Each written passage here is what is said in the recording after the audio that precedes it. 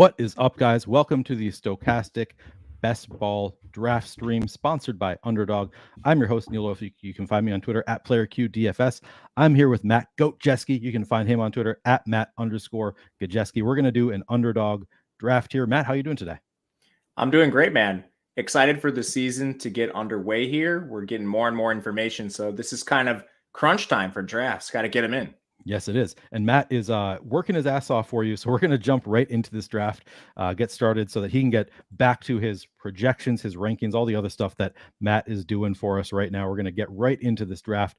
But I want to tell you guys, as we are getting started, that we do still have a fantastic deal that's going to allow you to take advantage of all of Matt's hard work. If you use the link in the description of this video, you can get your first deposit match on Underdog up to $100. So if you haven't yet signed up for Underdog, use that link when you sign up. You're going to get your first deposit match up to $100. And on top of that, the one thing that we have that nobody else can offer is, on top of getting your first deposit match, you're also going to get access to our best ball and fantasy football package.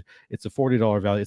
It's worth a lot more than that. We sell it for $40. It's worth a lot more than that. You're going to get Gajewski's rankings for Underdog there. It's a CSV file that you can directly upload here as well. So check it out if you haven't already. Use the link in our description when you sign up. Gajewski, what do you think of this third overall pick? I like the third overall pick. I mean, you're locked into a stud. The only pick I don't really like that much is kind of right in the middle, like 5, 6, 7. I like being later. I like being early. I mean, we're going to end up with a stud with whoever falls, one of these top 3 guys. So I guess these are the 3: Jefferson, Chase, Tyreek Hill. That's our order. That's the way I would take it. The only way I would change this, and I've actually had to do this myself, I've ended up with number 1 an absurd amount of times. So I'm way overweight to Justin Jefferson. So I've had to take Chase a couple times because I don't know how this happens. It's just weird. I need to even it out. So unless you're in that situation, you're overweight to one of these guys, that's where I would fall. I feel so bad for you. I know it's tough. We get Tyreek Hill to Justin Jefferson. I am underweight too. I was looking at this because there was that tweet going around of like your exposures to all the first round guys, and I was looking at mine and I'm like 7% Jefferson, 6% Chase. Like all of my early guys, I'm underweight. I have less than 8% of, and then it's like 15% Amon-Ra St. Brown, 15% Devontae Adams. Like I always get like the 11th or 12th pick. So happy to get the 3rd pick here. I'm literally the exact opposite. Yeah, and I'm jealous because I would love to have a lot more Justin Jefferson exposure. It's weird. It's like a ton of Jefferson, not much Chase, not much McCaffrey, and then I've gotten one a couple times. I'm like, damn, if I don't get 2 and 3, do I start taking Chase and McCaffrey at 1? But anyway, that has nothing to do with this draft. I mean, it's going to even out over, like, you're not going to end up with 20% of the 101. So, I wouldn't worry about it too much. But I guess if you're only doing 20 drafts, then maybe you need to start factoring in like your portfolio exposure to those early picks. Yeah, for sure. And we're at 3, which I think is a decent debate worth having quickly. We already made our pick, but I mean, yeah. I would like to get your opinion because I do view Chase and Jefferson as the top 1, 2. And I could be argued into McCaffrey. Yeah. I think Tyreek Hill, just with the depth of receiver versus the depth of running back, I'd rather take Tyreek. But do you view that differently? So that is where I start being like, I mix it up between McCaffrey, Tyreek, and Kupp. Like those 3, I mix up who I'm taking with that pick. I don't have a strong read on it. There's concerns with Tyreek Hill, like legal concerns. I'm not really factoring that in all that much. But there's I guess reasons to think about Christian McCaffrey. Like he could be Christian McCaffrey. Like clearly there's a ton of upside in Christian McCaffrey in San Francisco as opposed to Carolina. Like we saw it a little bit last year, but like a full season of Christian McCaffrey in San Francisco, if he stays healthy, could just be a monster. But I think Tyreek Hill as the 3rd overall, I'm happy to take him. I just mix it up at that point. Yeah, I 100% agree. I mix it up quite a bit myself. Slightest of preference to Hill, but yeah. So we've seen Jalen Waddle. He left with, I think, a rib injury yesterday is the info that I gathered. I've seen him fall in some drafts. He's probably not falling all the way to us, but we could consider Jalen Waddle with our next pick. Yeah, try to go for the elusive Miami double stack, which is one of the most important. It's like the Philly double stack, the Philly double stack, I think is the hardest, but the Miami double stack's got to be like top 3, man. That and the Bengal stack, really hard to get any of those three like triples. Yeah, I mean, Bengals you can do. You just have to you have to be willing to take T Higgins like ahead of like where we have him ranked. Like you have to kind of reach on T Higgins. And I had that conversation with Jacob Sanderson of like maybe that's a team that's not worth double stacking, because for Higgins to actually hit, like if you take Higgins at 23 or 26, which is really the only place you're ever going to take him if you're trying to double stack, because Chase almost always goes in the top two. You have to reach to get Higgins at that turn based on our projections. But the only way he pays that off is if Chase gets hurt. So I had the conversation with Jacob Sanderson where he was kind of suggesting of all the stacks, that's one that maybe you don't want to double stack because you don't think he could pay off without a Chase injury? Well, at the so I mean, just looking at where you have T Higgins ranked, you have him. I don't know where you have him overall, but it's significantly behind the 25 ADP, right? So I think you have him as, I don't have, maybe I guess I can pull up your rankings. We can look at his. Yeah, I mean, this would be like something changing in the offense. Like I can talk you through the projections because we're going to be low on all these like elite double stacks. Like you're going to be, we're personally, me specifically, I'm going to be low on the Hurts, Devontae Smith, AJ Brown, the Bengals as well. But I think the ceiling case is you just have a narrower distribution of targets like Miami. So many of the targets in Miami went to Waddle and Hill. What if they just phase out Tyler Boyd a little bit? That's the upside case. I think injury, obviously, if you're double stacking, you don't want that. But if you I think there are paths. It's just not likely. All right. So Waddle goes. We can't get the double stack for Miami. Classic. We could think about taking Devontae Smith and Jalen Hurts. I know that you're probably not getting to that combo a lot. It looks like you have raised these elite offense wide receiver twos a little bit in your rankings. Is that correct? Like I feel like they were lower in your rankings a week or two ago. I did a projection update, and I do think some of them rose. Okay, so we're not getting Hurts. So we are up. Do you want to just go Jonathan Taylor or? Yeah, I would pick one of the top two backs. I know there's concerns with the holdouts, but we could have also tried the Mark Andrews, Lamar Jackson Week 17 correlation. But let's start with Jonathan Taylor. What do you think about taking like Mark Andrews with our next pick to correlate with Tyreek Hill, or is that just too early to take Mark Andrews? I don't think it's egregiously early. I've seen Mark Andrews go plenty. We'll be a little ahead of ADP, but not super far ahead. Yeah, I guess actually by the time it gets to us, we won't actually be reaching all that far anyway. Yeah, a couple picks ahead of Mark Andrews. I love Mark Andrews. So yeah, I love the new OC Todd Monken. So I think that's actually going to be a positive for the entire offense. All right. I mean, we could also just take Lamar. We could skip over Mark Andrews, go Lamar, and take one of the late wide receivers for Baltimore there. What's your preference? I'll defer to you. You're doing the draft. I guess I would slightly prefer Lamar, but doesn't matter. I would probably just decide with a higher ADP here where we are. Okay, so like Lamar that would be Andrews. Whoever's less of a reach. Yep. All right, let's do that. Let's do Andrews. Then Andrews will be our comeback on our Tua. If we take Tua later, hopefully we can get Tua. Yeah, that Tua, luckily, he's a lot more affordable compared to the other elite stacks we talked about, like Burrow and Hurts. Those guys go really early. Tua, you could prioritize him a little bit more than some of the other guys. But yeah, I like our start. We're really balanced. I mean, we got one of each of the three premier positions outside of QB. Yeah, exactly. It's a nice start. And if we get Tua late, I feel like Tua has clearly some injury risk, but if Tua hits, he had some monster weeks last year, clearly they were on pace for a great season in Miami. So if he can just stay healthy, I feel like he's up there with the elite quarterbacks, and it's through the air. So that's kind of an added bonus with Tua is when you're stacking him, you're getting it through the wide receiver as well. 100%. He's a quarterback I do prioritize stacking. We've had this conversation a couple times where it's all right, if I take Lamar or I take Hurts especially because his receivers are so expensive. Yep. If you take Hurts and you end up having to stack him with Quez Watkins or Zacchaeus in the final round, I'm not really that upset because there's so much opportunity cost associated with his receivers. And he scores so many points on the ground that there are paths to him paying that off without the receivers having the elite seasons. And you can get some really cheap guys. That's kind of specific to Hurts. I kind of feel the same way about Fields, but you can get some of his receivers cheap. Yeah. But so you might as well with Tua, it's there's no point in taking the last round receiver. Who is it? Right. Yeah, exactly. You want to get, I would never take, somebody actually asked this on Twitter recently, where would you take Tua? If he falls 2 rounds past ADP, would you take naked Tua? And I like, there's a point for everybody where it's like, okay, yeah, I guess I'll bet on Tua. 2 rounds feels about right, where I would think about like, okay, maybe I'll take him. Also depends on what I already have. Like if I already have 2 quarterbacks, I'm still probably not taking Tua. If I don't have any quarterbacks, maybe I just take naked Tua and build out stacks later. I don't know. It's an interesting kind of conversation there. But I actually had that issue with Joe Burrow also recently. So I didn't have either Chase or Higgins.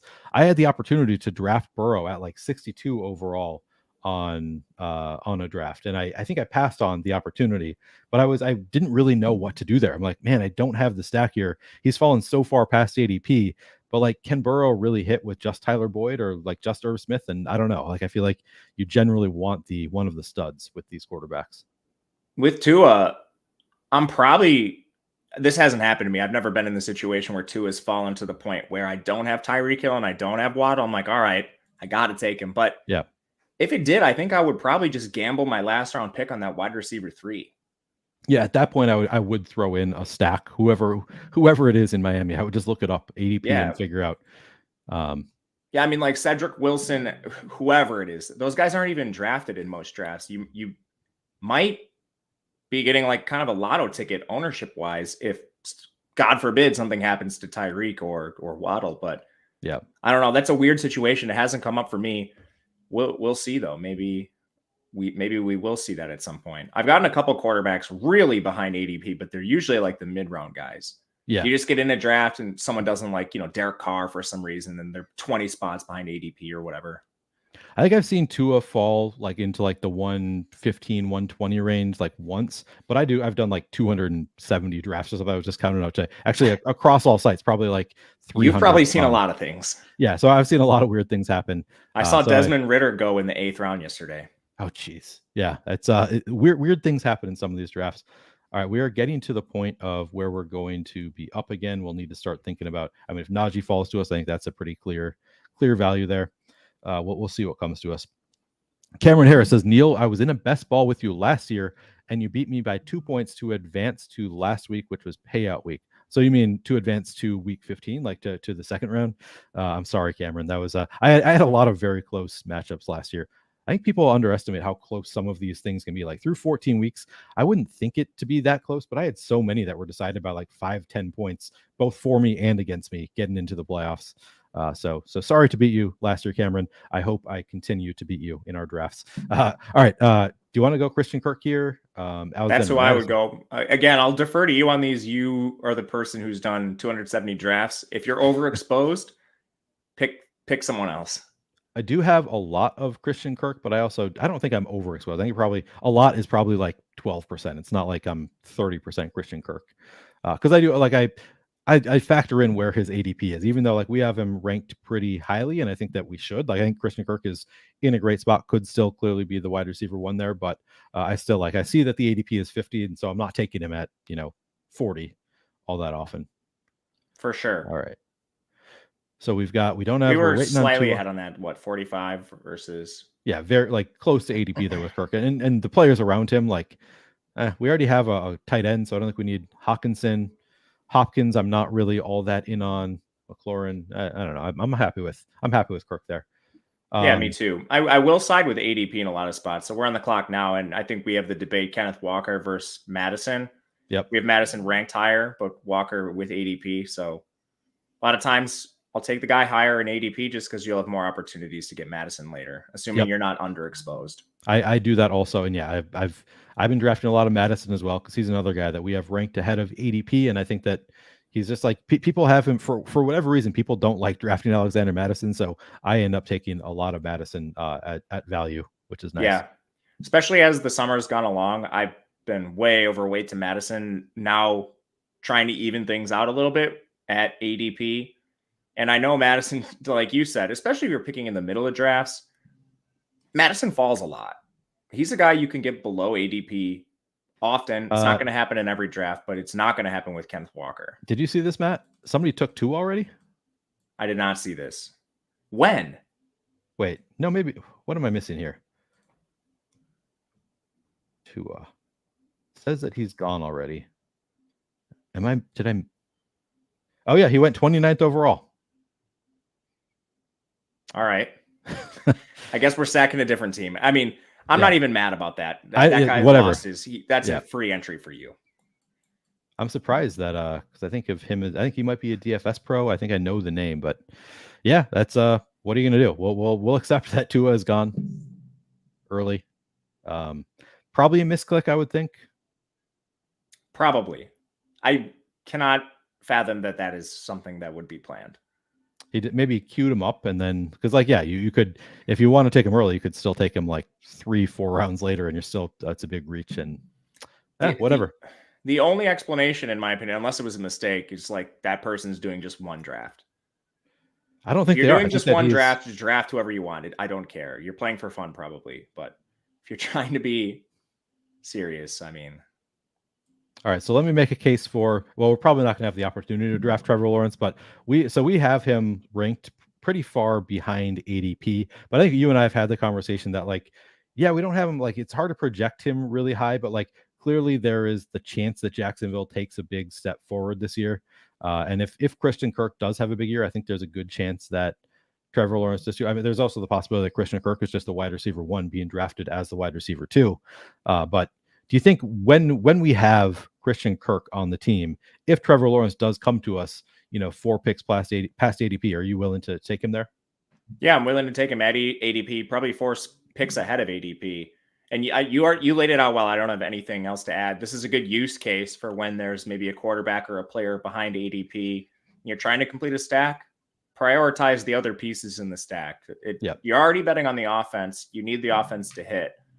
So this is this perfect circumstance where I would do something like that. I saw he just went to, unfortunately. Oh, yep. We're going to end up with like a Daniel Jones stack. Yeah, of course. So just the Daniel Jones and Anthony Richardson, maybe just take the guys that you can. And of course, Darren Waller goes at 64. Okay.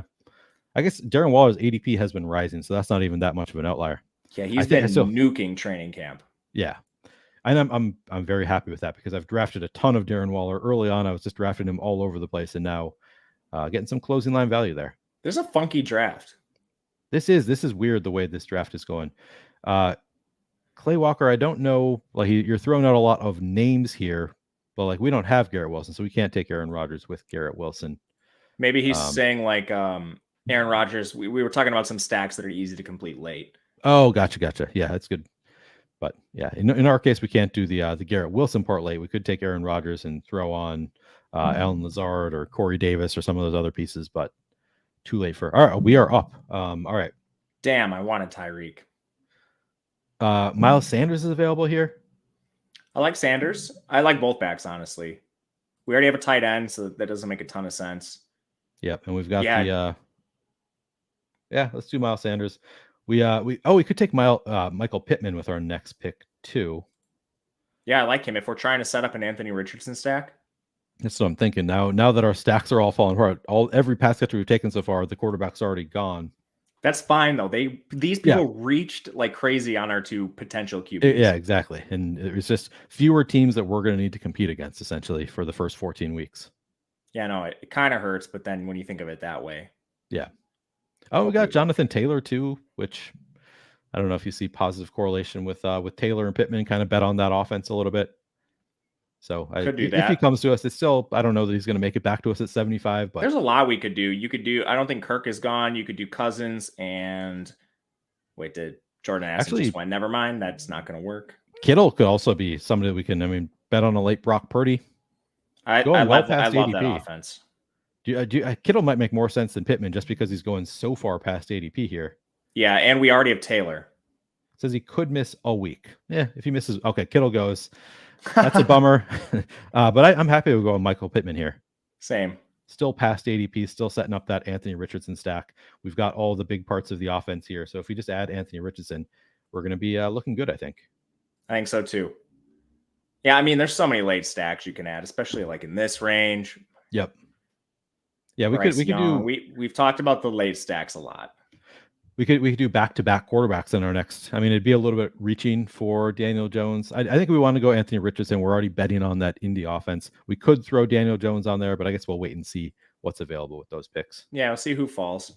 Right now, Anthony Richardson should probably be our priority, to your point. Yep, because we've already built that stack out with the best parts of it. And he's awesome. Hopefully he runs like crazy. He looks like a freak in camp. I've watched a little bit, and yeah, he looks really good. I'm shaking a little bit because one of my takes has been Alec Pierce going well too early, because I think, man, can you really support a wide receiver 2 in that offense where like a lot of it's going to be the quarterback running, a lot of running the ball? Like, are they really going to support 2 wide receivers? But some of the highlights from Alec Pierce have looked really good. So I'm thinking, well, maybe I'm wrong that I'm betting against Alec Pierce so hard this year. I don't know that he's necessarily the 2. I think he's the betting favorite, but I mean, they got a decent amount invested in Downs. He's been having a good camp too. Pierce didn't really show anything. I mean, a lot of it not his fault, but I mean, that's an uncertain situation, a volatile situation. That's a good point. I forget that you are in on it with me, because I just looking at like the underlying stats from last year is like, he wasn't that good. Like, I feel like there was a little while where he got really hyped up, where people were like, oh man, he's sick. Like, he had a really good game or 2, and people are like, man, he's so good. And then just looking at the underlying stats, like, he's not that good. Like, he didn't have that great of a year last year. So I've been fading him, but he's made some nice plays. I basically only take him when I have Richardson. Yep. Me too, for them. Or if he falls 10, 15 picks past ADP and I don't like anybody else available, then I'm like, okay, then I'll take him. But generally not draft him at ADP unless I have Richardson. Yeah, I agree. We're getting into a weird range here, which I'd love to hear your opinion on. Sometimes I struggle in this range. A lot of times I try to set myself up to get a running back, and I think that's kind of contrarian. But I guess we're balanced. We could take this a lot of different ways. One player I've been trying to get more of is Sutton with the Tim Patrick injury, just because of the reduced target competition. Thought there could be a logjam with Patrick and Mims, but Sutton's come up a little bit in our rankings, especially. Otherwise, I mean, I still think you can get some pretty good running back values, which is generally why I try to go receiver heavy early. Man, big run on running backs here. No kidding. There, but man, look at this. Javonte is going way higher than before. Yeah, too. It really makes you happy to be alive. Yeah, we got some really good closing line value on Javonte Williams in the 90s when we were just jamming him there. Good to see that. I mean, it's good to see that the field is catching on, because I don't want to end up with like 50% Javonte Williams.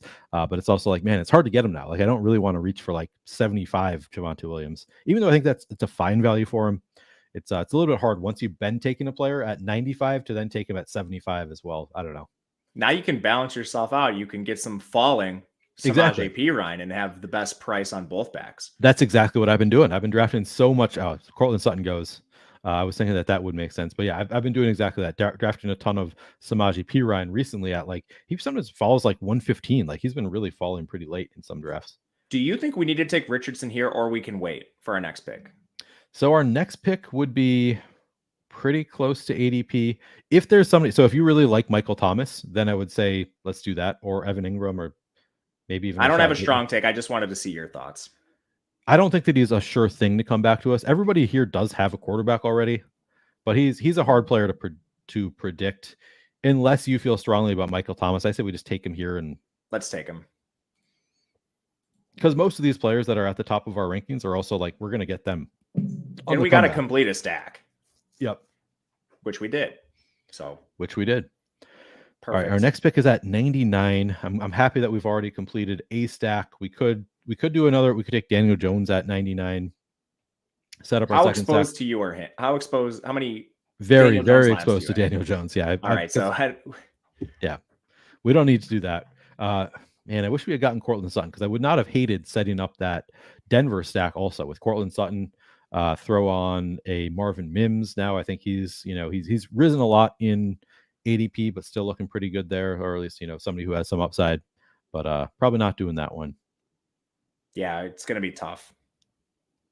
So we could take Michael Thomas if he makes it back to us. Just looking. Yeah, we probably want one receiver here, I would imagine.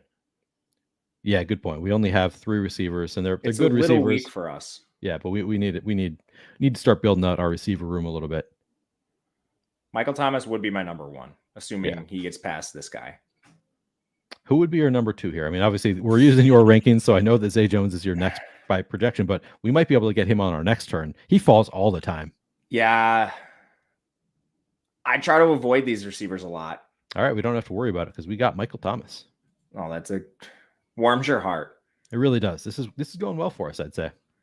Honestly, if it had come down to it, Juju and Zay are players I've been falling, I guess, souring a little bit on. Oh, really? I might have advocated for Daniel Jones or Njoku. Yeah, and I would have been happy with that. The only downside to Michael Thomas, I probably don't want to stack New Orleans with Indy. We could if we're doing a 3 quarterback build, which maybe we want to here, but We probably do. We missed all the elite guys. Unless, I mean, we're betting on Anthony Richardson, but yeah, I guess even if he does, like, if he ends up as a quarterback 8, that's still like we got some good value on him, and it still probably means that we want 3 quarterbacks. So I guess would make. I mean, sense. I'm fine with 2 as well. I Anthony Richardson, I do think has asymmetric upside compared to the Derek Carrs in this range, if you will, who just so happens could be a potential stack. Yep.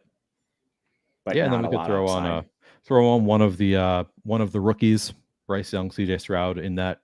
Oh, you don't have to convince me of those guys. Oh, I know I don't. Yeah, you convinced me of those guys. Really, is how it went down. Now watch Stroud just completely tank tonight. Yeah.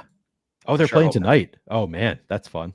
I know, and there's all the starters are playing too. If you're not doing anything, turn that game on for the first quarter before they all get benched.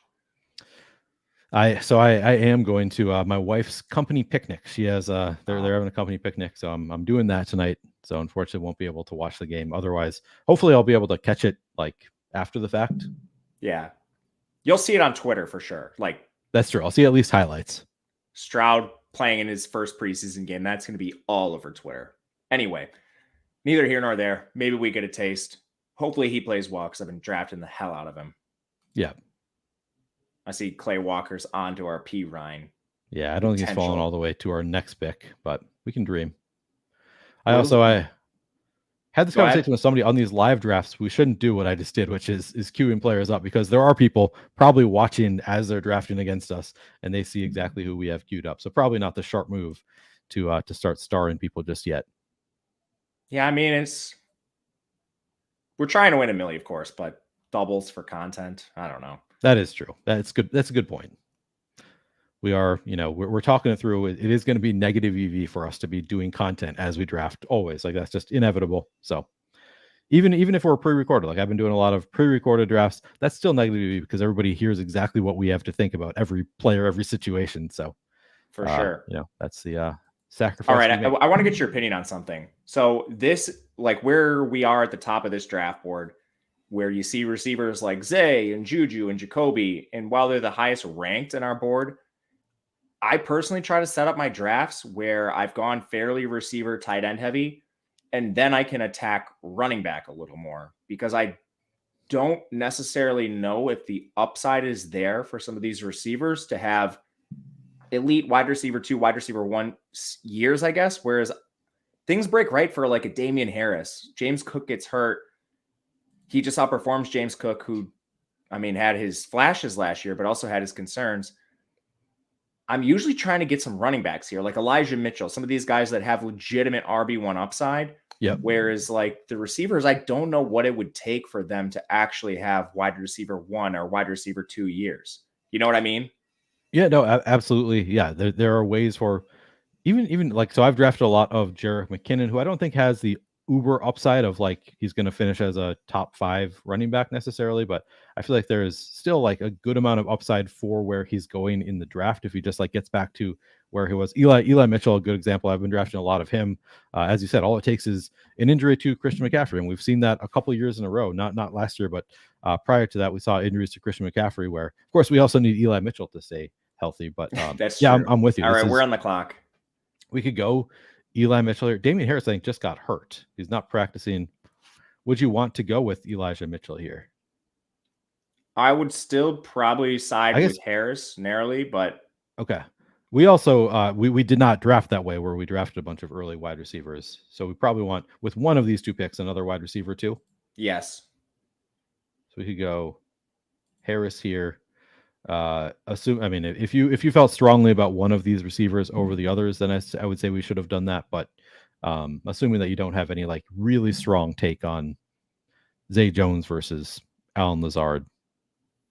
I don't. At this point in our draft is where I think I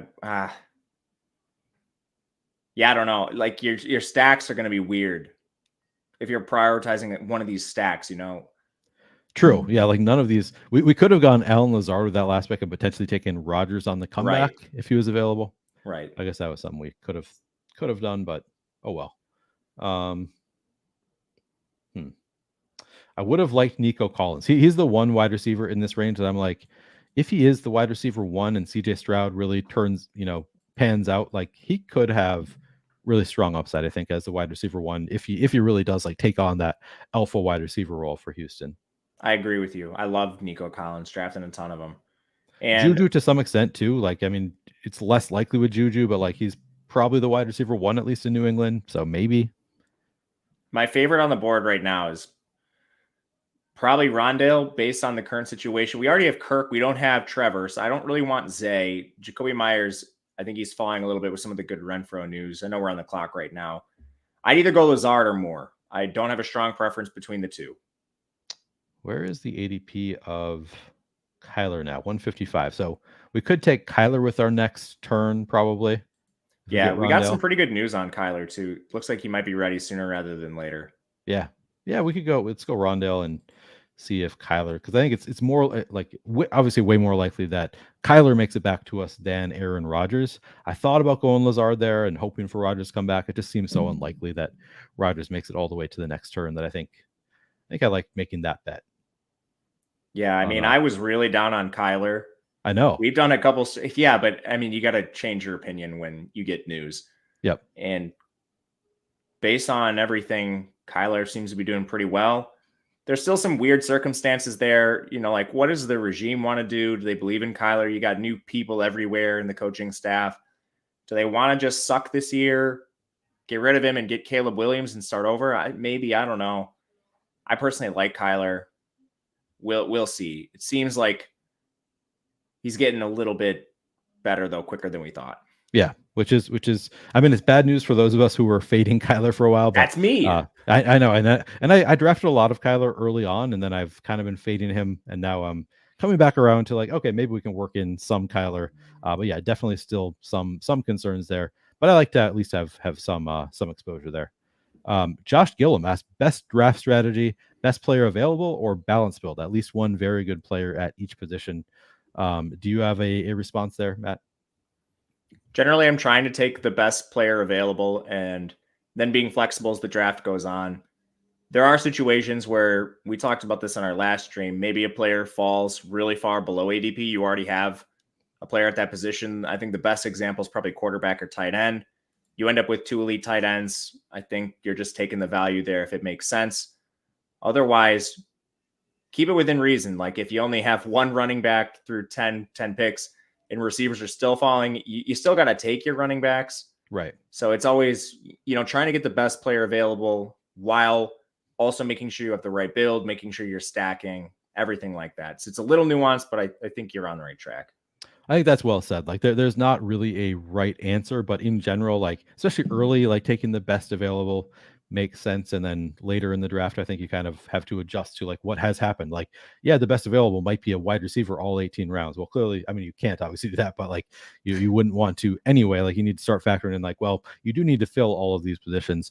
So just before this stream, I did a stream with Hayden Winks where we talked about this a little bit, and we actually did a weekly winners stream, which I thought was really interesting. If you guys are at all interested in weekly winners, we'll be posting that probably tomorrow would be my guess, but really interesting conversation with the guy who actually had the idea for weekly winners. But we talked a little bit about best ball and how like a lot of people on Twitter would poo-poo the idea of just building out like your roster to start like a one quarterback, two running backs, three wide receivers, a tight end, and then a flex of whoever would fit there. But like ultimately it makes some sense. Like it's not the worst idea. It's probably not the optimal strategy. Like if you really know what you're doing, like, so like as Matt said, like just take the best available, but that's like, if you know what you're doing.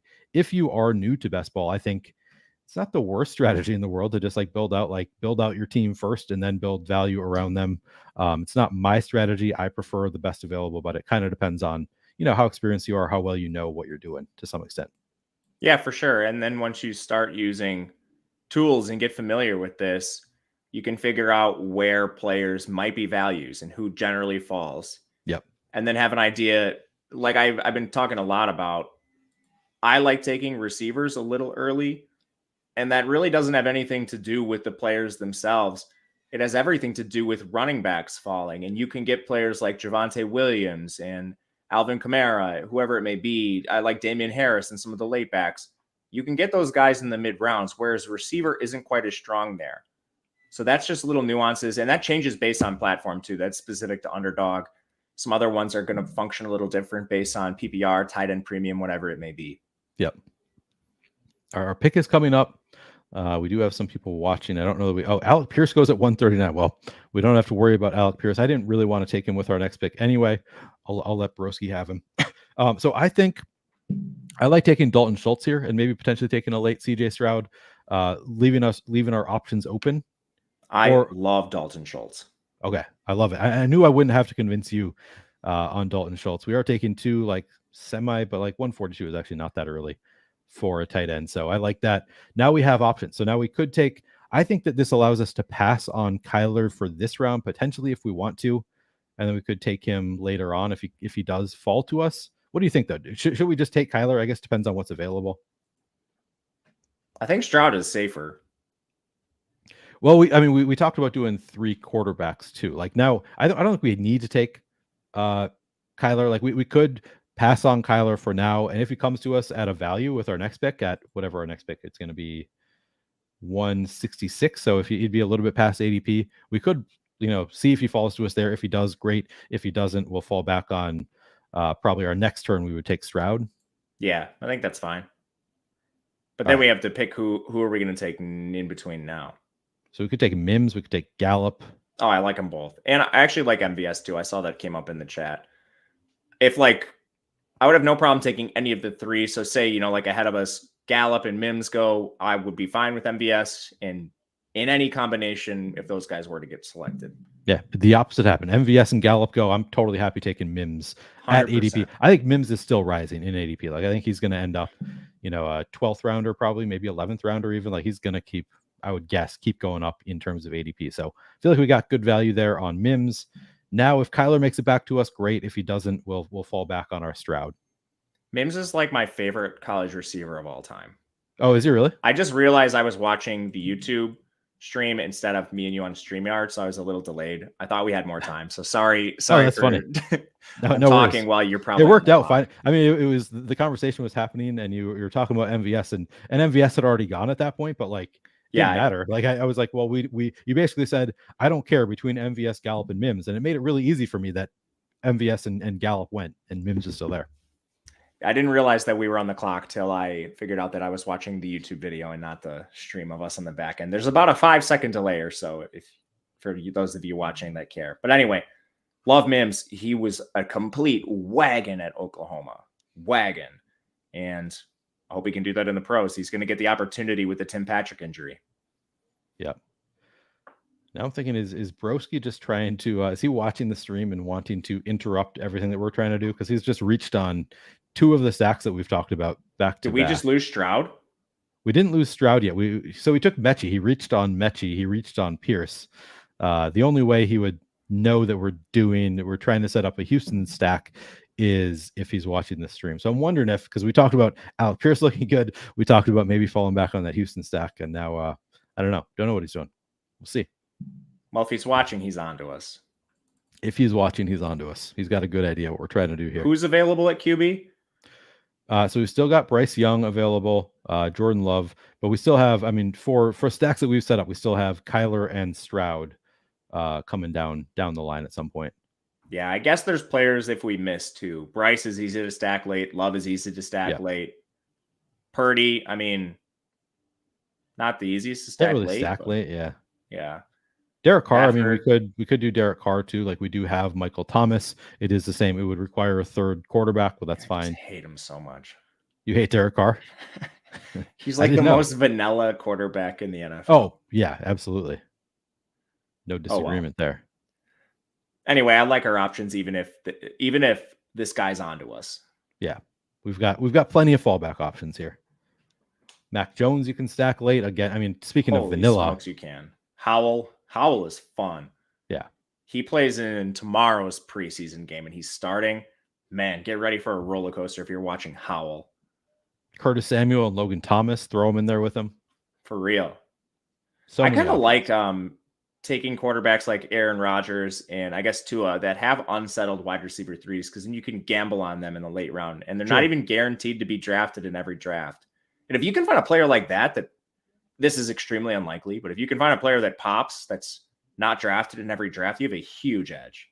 Yeah, that is. I mean, speaking of players, where you're gambling on the wide receiver three there. Bryce Young, you're gambling on the wide receiver 1. Oh man, he just took C.J. Stroud at 162. Does he have Nico? Maybe. No, just took the unstacked. Oh no, that's us. Okay. All right. So, well, we'll see what Rusty's Lav does before we make our next pick. But we have options here. All right, so we could take Kyler fell to us. I think that's our pretty clear pick here. Yeah. So now we've got 2 quarterbacks. None of you guys can screw us. We've got at least 2 quarterbacks. There's no screwing up our draft at this point. And then we can see whatever value we want here. I like our range. We get a lot of options. I feel like it's going okay so far. Me too. And we built out 2, 4, 6, 2. So it's like we can pretty much take whatever position we want at this point. Yeah, absolutely. What round are we in? Coming up on the 15th round. All right. Yeah, I don't have a strong preference. I would like to get one more running back for sure. Definitely another receiver. How do you feel about QB? How do you think we are? I feel like I'd like to get one more in there. Sure. Who would be the question? I mean, we could take our guy Bryce Young and then take Terrace Marshall and or Hayden Hurst later. He's getting a lot of hype, that Terrace Marshall. You were onto something. What do you think? You want to do it? Bryce Young, just lock it in? Yeah, he's easy to stack. All right. I'm into it. I'm watching the right stream now, so I know when we're on the clock. All right, perfect. All right, so now we're not going to queue them up, but we need to keep in mind that maybe some more players from these 3 teams would make sense for us. Yes, sir. Potentially. 100% in. But if you're watching the stream and drafting with us, it's not required. We can do whatever we want. We don't even want that guy you're going to snipe from us. Bryce runs, too. He's not the worst idea naked. Yeah, true. I like Bryce quite a bit. But I don't know. We get in interesting territory down here. For those of you for looking for strategy talk, this is where I'm willing to deviate from ADP more. 1, to complete stacks. 2, to be a little bit different.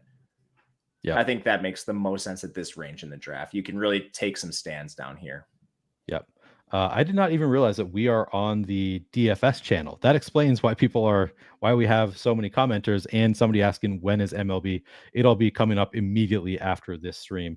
I had thought we were on the fantasy football channel. We are on the DFS channel. So I'm wondering if we're going to need to end the stream early for the DFS guys. It's going to be coming up any momentarily though. Oh, but the night slate is a short slate too. So like they didn't want to start that one early. Yeah, we can check the schedule on the back end if we need to end. Yeah. No sweat. People got most of what they wanted here. And I think they have a pretty good idea where we're trying to go with the last couple picks. Yep. Even though we're not queuing up the players any longer, I think you guys have an idea who maybe 2 of our 3 last picks might be. Yeah, exactly. Yeah, I mean I'm gonna look on the back end for when MLB is supposed to start. Apparently the next slate starts at 6:40 Eastern. I wonder if it was unintentional that we set these up on this channel. Baseball is important. And then after baseball, there's definitely preseason live before lock. I'm on that for sure. Oh, nice. You is it you and Laffy? I think so. I think you and I are tomorrow. I know that I'm on Saturday with you. Then it's Saturday. I don't know. I get all the days confused. Well, congrats. Hopefully you play on Saturday. Yeah. That's I mean, if I'm doing the content for it, I'm probably going to be, although I'm also going to be hosting and it's going to be tough. So we'll see. David Eckenrode says baseball isn't important. Yeah. I thought you said it is important. I misread that. Well, we know football is king, but yeah, football is king. But for this part, I'm guessing, man, I can't find it on the schedule. Let me just check. Oh, I guess I can check our Slack schedule. I'll look on the back end. Yeah, it's supposed to be starting right now. So I think we should end this stream and let them get into MLB. Yeah, let's do it. Thank you guys for coming. Hopefully you got a good idea of everything, but we'll be doing more drafts, so don't go anywhere. Yeah, thanks a lot, guys. We're gonna probably try to add to our quarterback stacks if you want a little sneak peek of what we're trying to do here. Thank you guys for watching, but we got to head over. I guess on the other hand, Matt, it looks like baseball is only one show, so it's just live before lock. So we actually, if it's scheduled, we shouldn't go into their time. Oh, right, because we also have football. All right, Yeah. we're gonna end the stream. Thank you guys very much for watching. Make sure you hit the like, and make sure you, if you haven't yet signed up for Underdog, use our link when you sign up to get our best ball package and that first deposit match bonus. Thanks for watching, guys. Good luck, and good luck in baseball if you're playing.